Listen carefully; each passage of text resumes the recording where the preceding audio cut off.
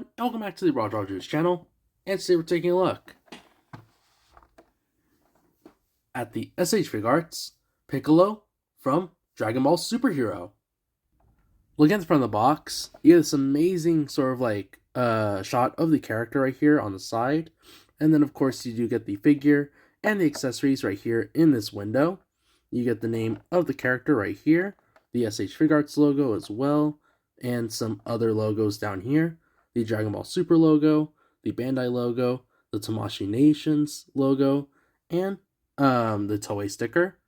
There's also the Tamashii Nations quality sticker and this warning label as well. On the side of the box, you have these really cool shots yet again of the character doing various poses and his name on the bottom. And on the back of the box, you get more shots of the character, a little bit of description of what it can do, this warning label, and the Bandai logo there in the corner. Here's the side of the box.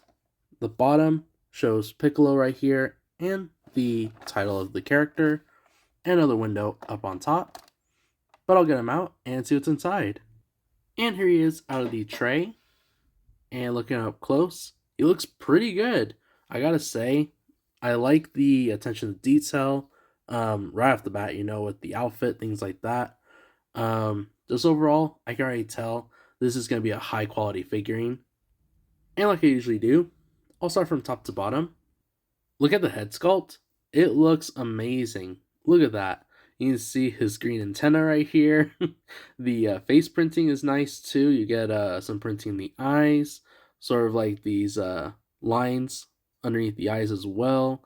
He has a smirk expression, and he does have a joint right here, right at the neck and the top of the head. So you get some movement, side to side, back, and forward. Looking at the torso, he has this purple shirt right here, and it has some nice wrinkles going throughout it. And then right here, you can see his chest. The amount of detail is really nice. And then he has like this small red indenture right here in the middle part of his chest.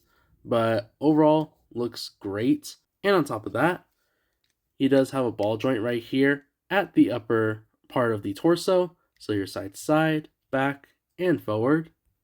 Looking at the arms sticks out about there. And I believe it does go all the way around as far as what I can see right here with the ball joint. There you go, that's a bit better. This purple part of the sleeve is a little bit interesting because it's kind of like connected to the shoulder joint, but at the same time it is a little bit loose, and that's not it's broken or anything like that. It is intentional, so it can move around pretty freely, but I don't know, it kind of worries me.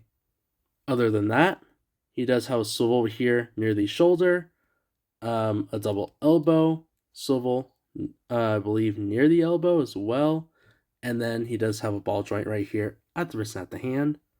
The other side as well, arm sticks out right there, again, goes all the way around, and of course that purple sleeve is sort of connected near the shoulder part, but again, it's kind of interesting because you see right there, it makes it look like it's gonna come off, but it is connected.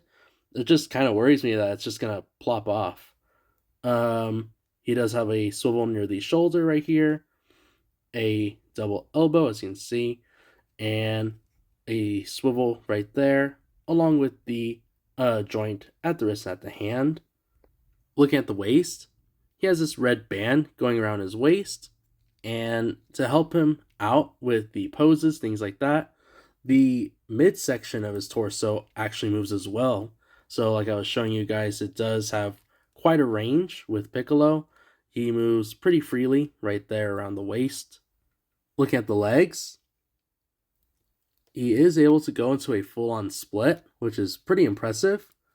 He can sit down, as you can see right there, and legs do go back pretty far right there. And he does have a swivel on both of his thighs, and looking at the knee joints, they go back pretty far, a little over a kneeling position. And look at that. Isn't that pretty cool? The back of the pant actually kind of, goes with the wrinkles. So that's a really neat detail. And lastly, looking at the shoes, he has these really cool shoes with a cuff right here. And really neat, it actually goes with the ankle, so that's really cool. I like when they do that. And the toe part has a joint, and that's one of my favorite parts about the S.H.Figuarts line, is that they have a lot of mobility in the feet part, so you can tell that they're very sturdy, and they have rocker ankles as well. And now looking at the accessories, he has the two interchangeable heads. He has an angry expression and another angry expression. To change out the head, you just take it off of the joint right there, and then afterwards you can then place it on the peg, and there you go. It's that simple. And real quick, this is again another example of why I love this lineup. Like, just a few changes with the expression, things like that. I'll get to the hands in a bit. But just overall, just by changing his head, it really, changes up the character, honestly. And finally, he has a bunch of hands. To change out a hand, just like the head, you take it off of the peg really easily, and then from there you can then just snap on the hand that you want to put, just like that, and there you go. So as an overview of the figure, S.H.Figuarts got it on point. This has to be one of the coolest Piccolo figures yet. The articulation is really great on this figure. I was a bit worried, like I did mention throughout the review, that I felt like some of the joints, or like at least not the joints, but like the sleeve accessory, how it kept on moving around. I was really afraid that it would break off on camera, but thankfully it was able to hold on, and it's still holding on to this point right now.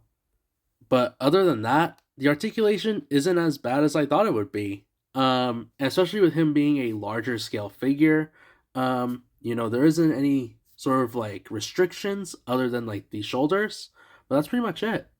The accessories are a great part of this set as well. The interchangeable heads, the hands, things like that.